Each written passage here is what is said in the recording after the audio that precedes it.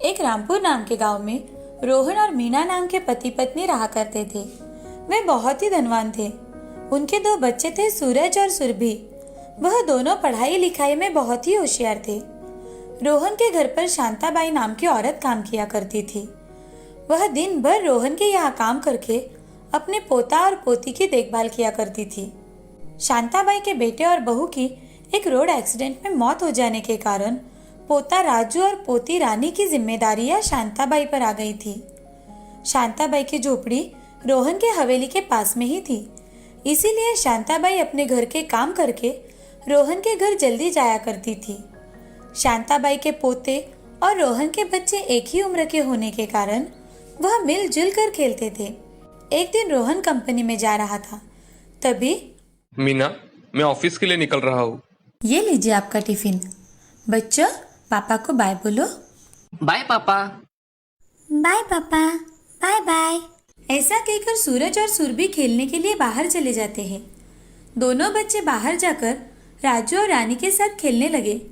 तभी रोहन अपनी कार से ऑफिस के लिए निकलता है तो देखता है कि सूरज और सुरभि नौकरानी के पोतों के साथ खेल रहे हैं। ये देख, इन दोनों को घर आकर समझाना ही पड़ेगा। किसी भी गवार लोगों के साथ खेलते हैं। ऐसा कहकर रोहन गाड़ी लेकर निकल जाता है। तभी चारों बच्चे आंगन में खेल रहे थे। कुछ समय बाद स्कूल का टाइम हो जाने के कारण सूरज और सुरभि घर में चले जाते हैं और राजू रानी भी सरकारी स्कूल में जाने की तैयारी करते हैं। तभी रानी राजू से, भैया, सुरभि के पास कितने अच्छे स्कूल के कपड़े हैं और हमारे पास पिछले साल के कपड़े हैं। रानी, अभी हमें स्कूल में जाना और पढ़ाई करना बहुत जरूरी है।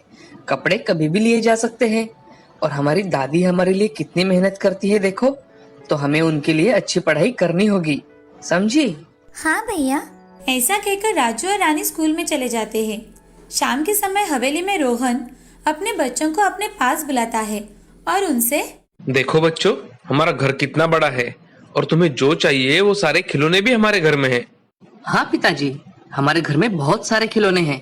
तो फिर तुम दोनों उस नौकरानी के बच्चों के साथ क्यों खेलते हो? पापा, राजू और रानी हमारे बहुत अच्छे दोस्त हैं। वो दोनों हमारे लिए कुछ भी कर सकते हैं, इसीलिए हम उनके साथ खेलते हैं। हाँ पापा, वो दोनों बहुत अच्छे हैं। सूरज, सुरभि, आइंदा तुम उन भिखारियों के साथ अगर खेलते हुए दिखाई दिए तो मुझसे बुरा कोई नहीं होगा, समझे? जाओ, अब पढ़ाई करो। दोनों बच्चे रोते हुए अपनी माँ के पास गए। तभी मीना बच्चों से, अरे बच्चों, क्यों रो रहे हो? क्या हुआ? माँ, पिताजी ने हमें डांटा। पिताजी ने तुम्हें क्यों डांटा? क्या हुआ? हमें राजू और रानी के साथ खेलने के लिए पिताजी ने मना कर दिया है माँ। अच्छा, तो इसलिए तुम दोनों रो रहे हो? हाँ माँ। सूरज, सुरभि, तुम्हें पता है अगले हफ्ते रक्षाबंधन है।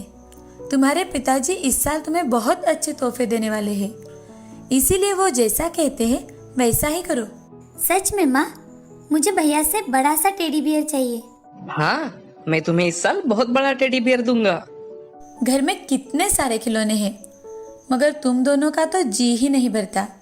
अब जाओ, दोनों बाहर खेल कर आओ, फिर पढ़ाई भी करनी है ना। हाँ माँ। ऐसा कहकर सूरज और सुरभि बाहर खेलने के लिए निकल जाते हैं। वहाँ राजू और रानी दोनों खेल रहे थे। उन्हें देख सूरज राजू से, राजू, मेरे पिताजी इस साल हम दोनों को ढेर सारे खिलौने लेकर देने वाले हैं और नए नए कपड़े भी लाने वाले हैं।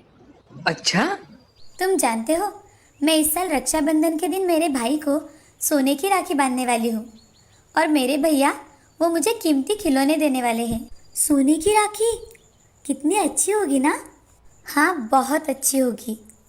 चलो हम खेलते हैं। ऐसा कहकर चारों बच्चे खेलने लगे। शाम के समय शांताबाई अपने घर के काम कर रही थी। तभी बच्चे उनके पास जाकर सुरभि ने जो कुछ भी बताया था वह सब कुछ उनको बताते हैं। दादी, रक्षाबंधन का त्योहार हमें भी बहुत बड़े धूमधाम से मनाना होगा, हमें भी पैसे दो ना।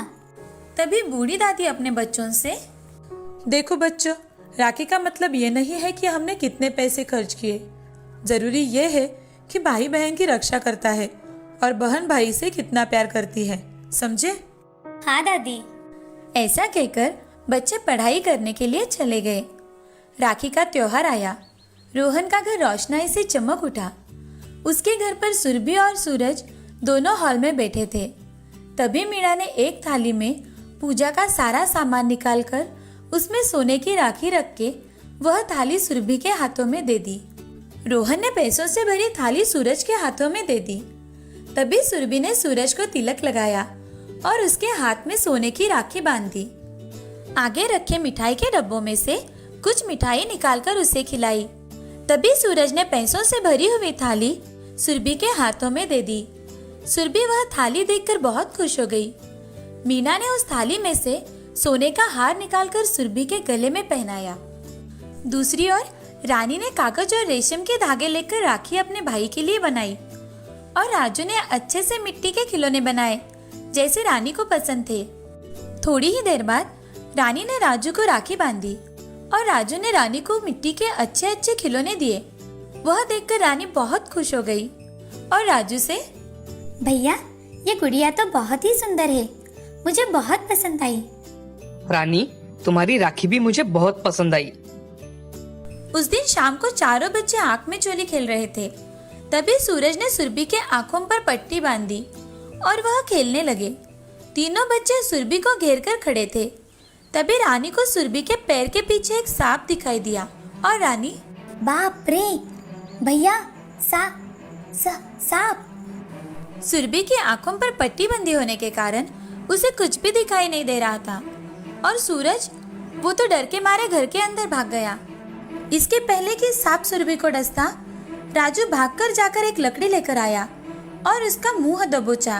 तभी रानी ने सुरभि का हाथ पकड़ा और उसे अपनी ओर खींच लिया और उसके आंखों पर से पट्टी निकाल दी। राजू ने उस लकड़ी पर सांप पकड़कर उसे दूर जाकर फेंका। तभी घर से रोहन और मीना बच्चों का शोर सुनकर बाहर आए। देखा तो राजू ने सांप को दूर फेंका था। यह देखकर रोहन को अपने गलती का एहसास हो गया और रोहन राजू से, मुझे माफ कर दो बेटा, मैंने तुम्हें बहुत गलत समझा। मैंने ही सूरज और सुरभि से कहा था कि तुम्हारे साथ ना खेले और तुमने ही मेरी बेटी की जान बचाई। साहब, सुरभि भी तो मेरी बहन है। मेरी दादी ने कहा था कि रक्षाबंधन का मतलब है कि भाई अपनी बहन की रक्षा करता है, इसलिए मैंने इतना साहस किया। मैं मेरी बहन की हमेशा रक्षा करूंगा। राजू की बातें सुनकर रोहन अपने विचारों से शर्मिंदा हो गया और मीना ने बच्चों से, बेटे तुम्हारी दादी ने सच कहा था, चलो अंदर आओ, सुरभि तुम्हें राखी बांधेगी, आओ। ऐसा कहकर वो सब घर के अंदर चले गए और सुरभि ने राजू को राखी बांधी। तभी राजू ने सुरभि से, सुरभि, मैंने रानी के साथ साथ तुम्हारे लिए भी मिट्टी के खिलौने बनाए थे। ऐसा कहकर राजू ने सुरभि को मिट्टी के खिलौने दिए।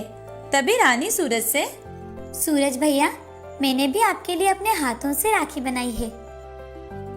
रानी ने ऐसा कहकर सूरज के हाथों में राखी बांध दी और रोहन घर के अंदर जाकर एक थाली में कुछ पैसे और कुछ सोने के सिक्के डालकर लाया। वह थाली रानी को देते हुए, बेटी, ये सूरज की ओर से तुम्हारे लिए। तुम दोनों ने आज मेरी बेटी की जान बचाई है। मैं तुम्हारे लिए कितना भी करूँ कम है, इसलिए मना मत करना बेटा। थैंक यू चाचा जी। ऐसा कहकर राजू और रानी रोहन और मीना के पैर छूते हैं और थोड़ी ही देर बाद अपने घर चले जाते हैं। अब वह चारों एक साथ खुशी खुशी खेलते थे और अपना जीवन मजे से व्यतीत किया करते थे। इस कहानी से हमें यह सीख मिलती है कि जिंदगी में हमेशा अपने विचार अच्छे रखो और दूसरों की निस्वार्थ भाव से मदद करो।